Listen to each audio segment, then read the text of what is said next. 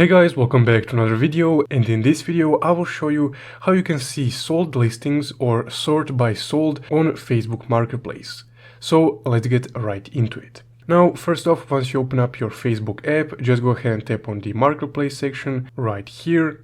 And once you're on the Marketplace tab, just go ahead and search for the item or items that you would like to find. So just tap on the search bar and, for example, let's go ahead and select PlayStation 2 as our search query. And then to see the sold items, you would just need to tap on filters right here under the search bar, and then just go ahead and select the availability tab. Now on this tab you will be able to see that you can sort items by available and by sold. So just go ahead and tap on sold and then go ahead and tap on see items. And now you would be able to see all the sold items under this search query. So if I tap on this result right here, you can see that it displays as sold.